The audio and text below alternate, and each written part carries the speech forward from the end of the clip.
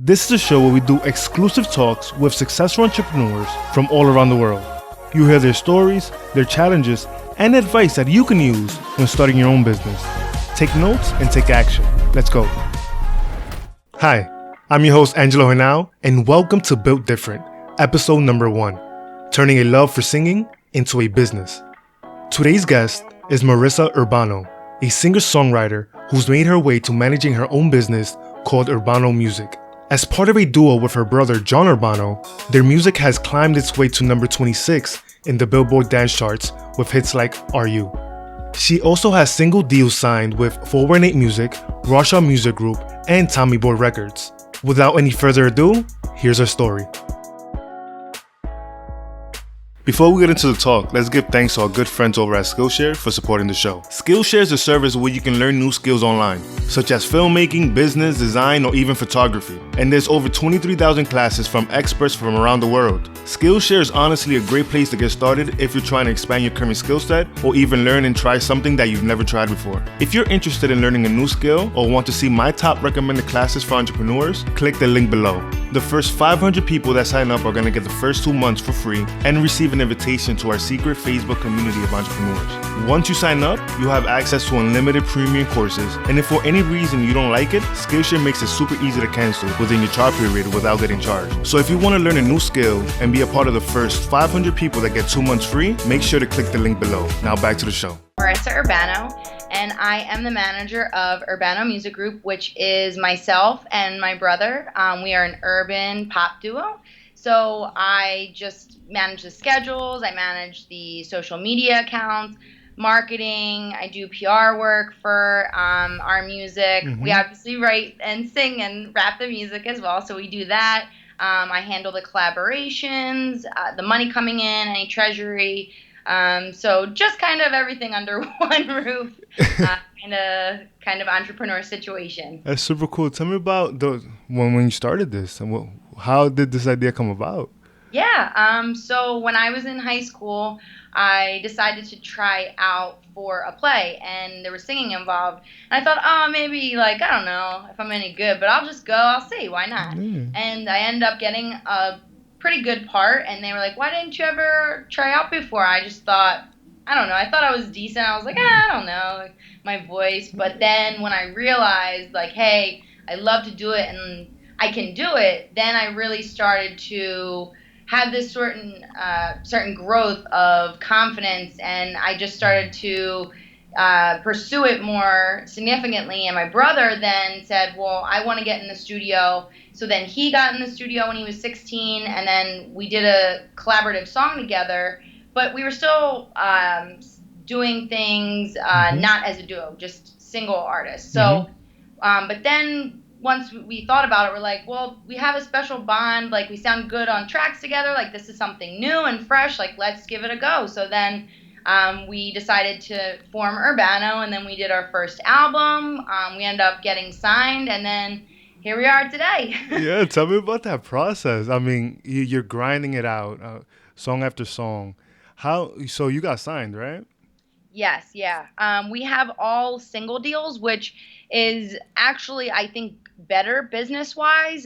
You're not locked in to a yearly kind of deal. You're not really obligated to, in a sense, stay. I mean, you can, and we love the people that we work with. We're going to be working with them for a while, but it's a situation where you can expand to different brands or different other labels, or if you want to just put something out by yourself, you don't need clearing, for certain songs that aren't signed.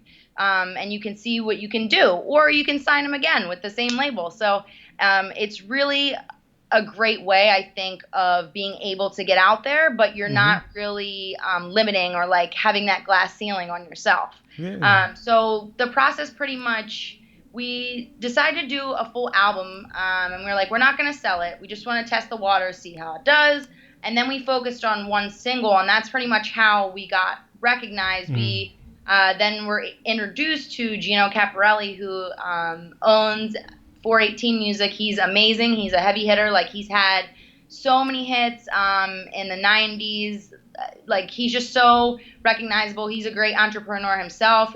He's become my mentor. Mm. So we love him. So he ended up signing a single deal for us for RU, and then that was able to get on Billboard. We plateaued at number 26 on the dance charts, but he really took us under his wing, and I was able to learn more about the business side of things. And then we did two other singles. One was signed with Rorschach Music Group. Mm-hmm. The owner of that is Greg Gatsby. He's also a DJ. He's doing wonderful things. And our latest one was signed to Tommy Boy Records. They're like a legendary hip hop label. We love them in New York City. So it kind of was just a building block system. And I Wow. think that's the biggest part of it, where artists, I think they want to just like, okay, let's put something out and like blow up. But really, it's a building process. And sometimes it's tough, some days you don't get any hits or new Mm-hmm. opportunities, and you're just like, oh, well, I don't know about it. But then some days, some things just happen, or, you get an opportunity and you say, Yeah. hey, let's go for it. Let's see what happens. And that's kind of what me and my brother did. We just had the opportunity Yeah. to, get in front of these people, and then it just turned out to work out for us. That's super cool. Talk to me about that building process. Let's go back to the moment you had that play. From that moment, you knew that you had the talent to move forward. Walk me through the journey that you had to go through. Was it easy? Oh no, yeah, definitely not easy. Mm-hmm. I think it's popular belief that it's easy because it's entertainment. But really, when you look at the metrics behind it, and you do audience analysis, it's much harder to grab that target audience, or to grab any audience for that matter, and really get the ball rolling. Because you can have the best music out there, but if nobody hears it, then it's really not going to make an impact of any kind. Yeah. I mean, do you do it for yourself? Yes, because I mean, I would say, not to make a blanket statement, but I would say like 90% of artists, they do it because they love it, and Mm-hmm. so they not only have the skill, but they're happy to do it, whether there's money involved or not. But then, if you want to make a career out of it, you do have to take certain business steps.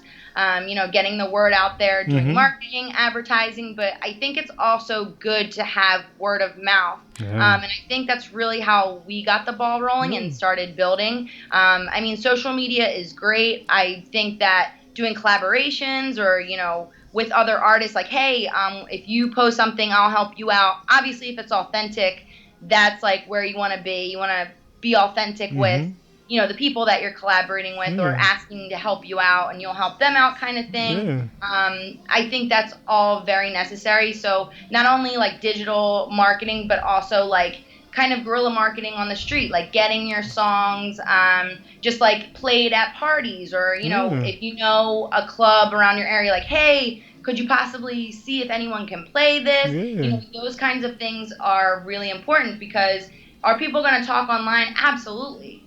But I mean, if you really think about how much of our day is Mm-hmm. spent offline too, that makes up a large portion, and more people are more engaging, I think, offline, Mm.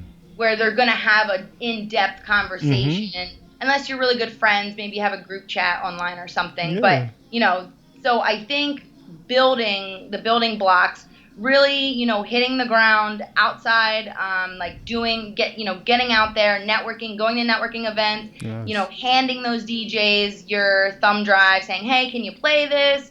Can any of your DJs spin this? Can you get it on radio? Can you maybe get it in gyms, or things like that, where Mm-hmm. people, they might not be online 24/7, getting them engaged, Yes.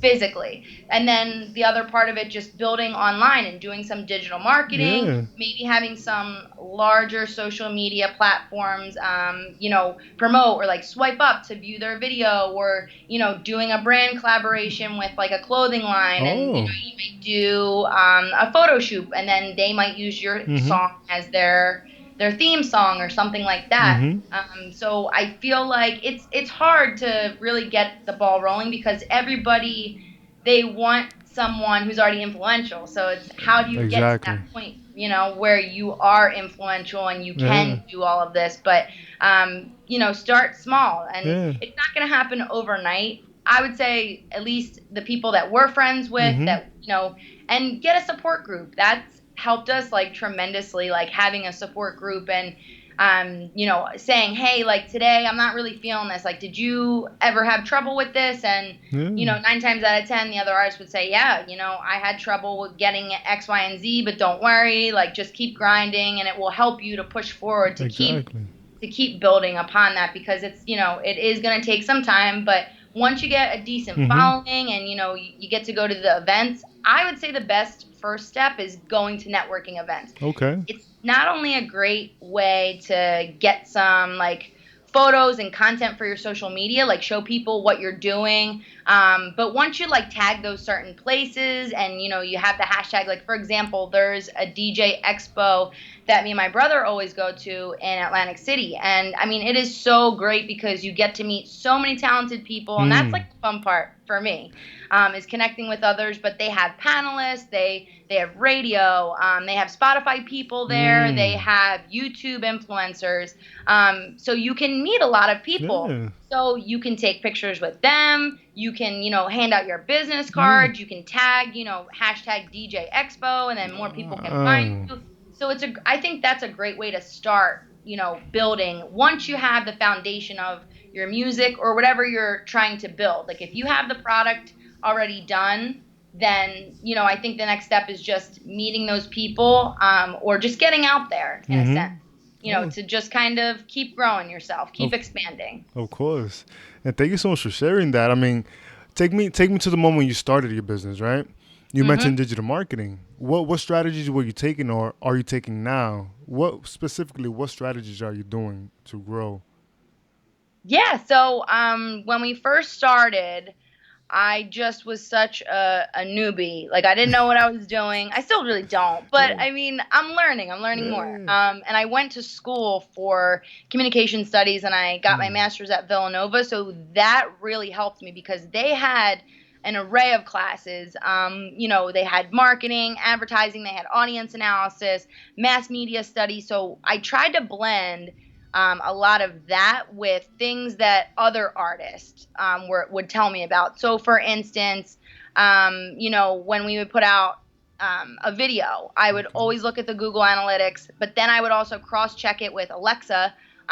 It will tell. So, Alexa, you can go on, and there's other sites like that, and it will tell you, what kind of interest people have related to like your website, like people, what websites they came to or they were at before your Mm-hmm. website, what websites they're going after, how Oh. long they're staying on your page, what they're clicking on, their age, where they are from in the world, not only Mm-hmm. USA. So I try to look at that and really see what kind of content are people who are interested in what we're doing music wise, what exactly do they like? And Mm-hmm. we actually found out that a lot of our fans or people who are following us more regularly are from overseas, so Spanish. So sometimes, we want to be more accommodating to that group because we know that they're watching. So we even have done collaborations with Brazilian DJs, and they have even like promoted our stuff. So like DJ May 7, if you check out her stuff, like she's always a huge supporter of us. She has her own festival, but she always will like post, and that's even helped us a lot. I mean, specifically, I've just, have also seen certain posts on Instagram, they'll give you a more influential following. Yeah. So what you want to do with that is you'll post. It's best, they say, to run your page even with music like a modeling page. So your most attractive pictures that you'll put up, and then you'll say, okay, link in bio to my video. Yeah. That drive Oh. more people to actually go to the link in your bio. The kind of content that you're posting and how often you're posting Mm. definitely helps, in the digital aspect of like getting yourself out there. Mm-hmm. I am a really heavy believer in having blogs and quality blogs, partnering with them. Yes. We always do that. Like whenever we have something to release, I try to also be very strategic. I don't tend to like to just hire or do my little tricks of the trade like when there's nothing going on. Okay. I like to make sure that there's some substance behind it, and everything is kind of planned accordingly, because I think that's a huge part of having a digital marketing background or skill. I think you really should have a good strategy behind when you're going to post, why you're doing it, Mm-hmm. all of these things, because people, they have enough to worry about. So focusing, how you're going to get them to focus on your Yeah. product. So I definitely believe in that. Partnering with online radios, doing interviews in that manner, that's a really great digital tool. There's something called thematic where we're trying to work with them now, but basically what they do, they partner you with YouTube influencers. Okay.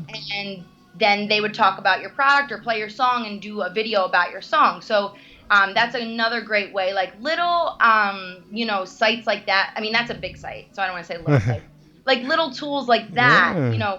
just being able to get your word spread and have people behind you, pushing your song as well. The more backlinks you have, the better chance you're gonna, get engagement wise. And also, the layout of your website, the layout of your profiles, your bio, keywords, even like SEO and arrangement of those kinds of things, they all boost your visibility. And that's like what, it comes down to for digital marketing wise. Yeah. Like you just need a good visibility, because again, if nobody can see you or know who you are, then you won't be heard. Exactly.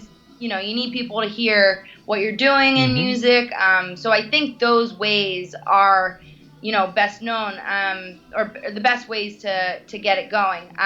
Especially with the digital shelf of things. Now, anybody can put something up online. So it's really about what are the most popular or best ways Mm-hmm. to, showcase that. Yeah. Speaking of that, there are a lot of people posting stuff online all the time. A lot of Mhm. artists are doing it. What makes you guys unique? What makes you guys stand out? Posting wise. So, I mean, basically, I think that a lot of people, they have great strategies, just like we strategize, and I think those people do the best. Is it different? I don't think so. The only thing I can say difference wise is, the brother sister dynamic, the Okay. duo thing. So being a duo and brother sister and kind of showcasing ways of our personality, I think that's how we are best set apart. Like we'll Mm. just even post sometimes videos of our experiences, like when we went to Miami Music Week. We posted like just like funny videos of us, just Yeah. having lunch, like, and because that's who we are. So Mm-hmm. we try to be as authentic as we Yeah. can.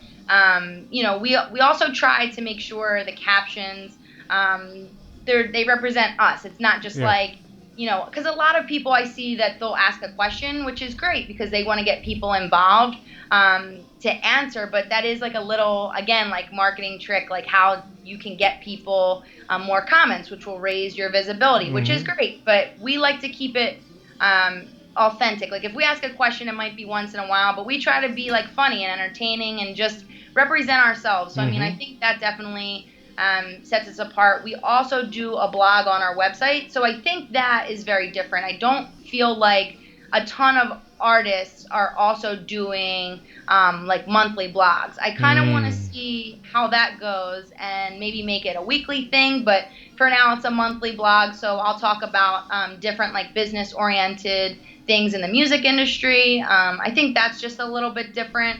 Um, yeah, so I mean, we try to keep it definitely fresh content that just showcases our authenticity as brother and sister. But I think a lot of people before us, they have the formula down. So I'm kind of following in their I footsteps. love it. Don't reinvent the wheel, they say. Yeah. Let's talk a little bit about money. Sure. What are some ways that your business is currently generating revenue? Like, what are the avenues there? hmm So we do have merch. Now that again, it takes a little bit of time to get rolling. But I mean, once you get some customers and, they start posting, then it becomes easier because then people see, oh, other people are supporting it. It's kind of a theory that they talk about in communication that, it's much easier for someone to see someone else supporting it. And if they feel relatable to that person, then they won't feel like, oh, I'm the first person taking the chance. Like they see that other people are supporting. Social proof, yeah. Right, exactly. So, I mean, once you get people in that manner, you can sell merch more easily. So we do that. We have merch. We did a contest, which we still have to send some merch out, but just saying, hey, like on our video, just say hashtag Family Matters, leave a comment under our recent YouTube video, and people are doing that. So we're going to be sending that out, which just shows that it's working. People are interested, and that's what you really want. You want to generate the interest, therefore then to get those dollars. Yeah. I think shows are a really great way. Once you get to a bigger platform, if you can do appearances, you can make money that way. Sponsorships, that's a great way to make money. We have a friend, he does that, and he has a great sponsorship from a liquor company, and he loves drinking their liquor. So, I mean, it works. Like, once you get to that platform where, you can start to do a little bit more, you're a little bit more influential, there's so many avenues. I'm starting to branch out into makeup, so you can, again, with sponsorships in that way, you can make money. Collaborations. You can also, if you feel very strongly confident about your ability to songwrite or do music, in that way you can charge for features. I'm not saying you definitely have to. Like, sometimes we just want to collaborate with people because we love them, and we just want to do something because we feel like it would be amazing and special, and so in that way we don't charge. But if somebody approaches you and you don't know who they are, or like they're in a place where you would be able to charge money, and it wouldn't be unethical, then you say, hey, this is my flat rate fee. You're looking for a vocal, I can provide that. It's just a business transaction. It's not like, hey, I like your music, I like your music too. So that can be a way of revenue. Streaming, it doesn't give you a ton, but if you can really get the streaming, get on those playlists, you can generate some money that way.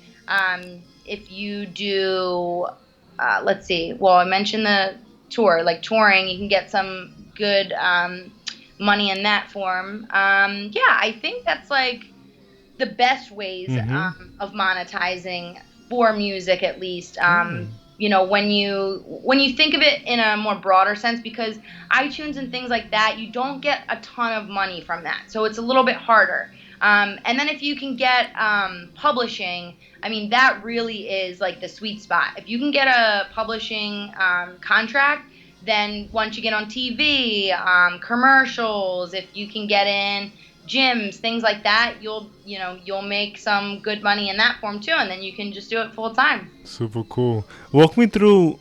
I want to know about. I'm curious to know like your day to day. Walk me through the step by step process you do from the moment you wake up to the moment you go to sleep to build your business. So I also work as well. So some days, I get up, I get my coffee, I'm running around. But my boss is super flexible when I'm there. She lets me check emails, post on social media, like if I need to do something. But I mean, most days, if I'm not working, I get up, I have to have my coffee, or else I just I'm no good to anyone. I'm just, I'm lifeless. So I drink my coffee, and then I answer all the emails. I send out emails. I'm always looking for collaborations. To do things. I'm always checking the numbers of things. I'm also looking at the analytics, so I'll be doing that. I'm crafting something for social media. I'm checking the numbers on social media, what performed better some days than others before I post. I'm waiting, at the right time to post. I'm seeing if, I need to post anything that day for somebody because we're doing a collaboration or a sponsorship or something like that. We're also thinking about doing different songs. So we'll work on music. We'll set up like interviews. We'll set up different like events that we're going to. We'll be talking with other artists. Right now, a lot of my time is getting those like other artists or managers on the phone and just tracking them down and seeing, what's going on with the collaborations, which it's always like this. So, anymore I don't panic. I used to like be like, uh-oh, like what's going to happen? But now it's just a daily thing. Like, okay, let's check up, see if they can chat for a minute. John and I are actually, we're collaborating right now with about 3 different people. So we're always waiting to hear, what the next steps are. We also like to go to the gym. We have a trainer, like make sure we're taking care of that avenue. Some days I'm doing photo shoots, or I'm arranging photo shoots so we have more content. Paying different things for flyers, checking on, with the label. We, sometimes we'll have meetings with them just to check in, see what's going on, see if there's anything we can do on our end. We travel a lot too. We travel a lot to New York, so that might be something on our agenda. But really just keeping track of everything. And I also do spreadsheets, anything that we get on media-wise. I check in and I put the date, I record everything just so I'm very organized, and I can also update our bio, and I'm always working on the website. So all those things kind of mashed in together, they make up the course of a day when I'm not working. I just kind of move it around. I don't have like a set thing every day where it's like first this, that. I just kind of mix it up, and I'm like, first let's do this, and then we'll see how the rest goes. Yeah, some of it sounds very stressful. Do you ever get stressed at all? Yeah, it can be stressful. So I actually work at a holistic health center. So that is like super easy. We sell crystals. We have people who do Reiki. I perform Reiki myself. So like I try to use that, and I try to meditate. Those little tricks really help me. Like it regrounds me, because it can be a lot when you're trying to coordinate everything. Like, oh, this person we have to go to this event, we have to RSVP and put a little blurb about ourselves, but first I gotta email this person back. So it can get very stressful, and your head can be in a different directions at once. But I find meditating, and even just like for 5-10 minutes, that will help. That's super cool. Holding my crystals and like recharging and doing my affirmations, I think it does a world of difference for having a positive attitude about everything, and just being more relaxed. And I think that also reflects in your business too. I don't know about other entrepreneurs in their areas, but with music at least, I think having a really great attitude, because it's people, they're not going to want to work with you if you have a bad attitude about things. And I think everybody gets stressed, and sometimes you forget things, or they might forget something, but if you just kindly remind them and you keep your cool, even though you're stressed out, I think it benefits for everyone in the situation, and everything just turns out better when you're more relaxed. So I think that's important to have that stress management when you have your own business. Of course. And on a scale of 1 to 10, right? 10 being the happiest. How happy are you that you decided to start your own business, and why? Oh, 10, definitely. Some days it seems like, oh, it might be lower, but then once I reground myself and I sit back and I say, wow, like, we really have had some amazing opportunities. I personally think that the richest people on earth are those with the most enhancing experiences, because you can never take those away. And the memories, the connections that you make, what you learn, I think that's so valuable, and I really don't think you can put a price tag on that. It really is like the richest treasures.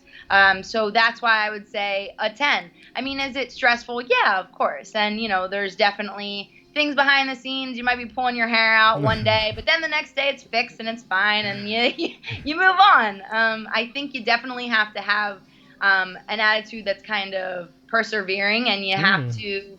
I think positivity is a huge key of it too, because Okay. it's all about sort of how you frame your reality. Yep. And if you think, oh well, X, Y, and Z really didn't go well today, then you're looking at it, the glass is half empty. But if you reverse that and say, okay, but actually, hey, but A, B, and C went through, or A, B, C, and D went through, then you're looking at it with the glass half full. I see. And when you look back, it's funny because life, it can only you can only live it forward, but only understand it backwards.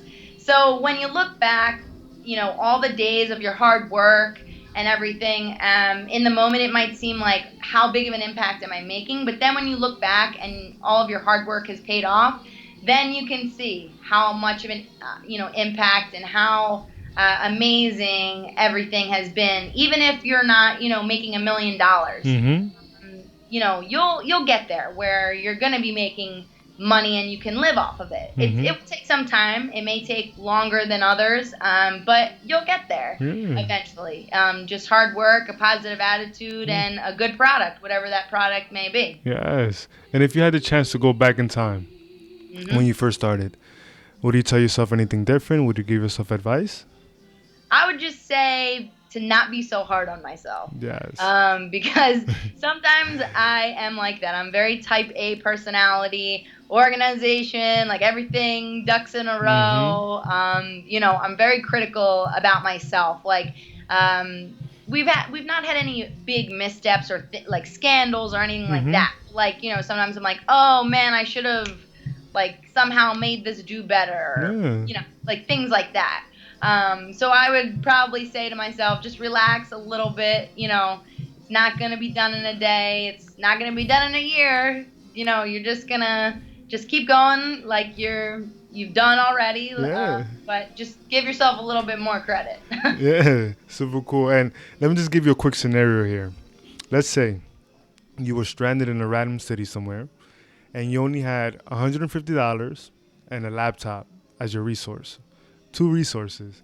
What steps would you take to, start a business again or to make money with those 2 resources?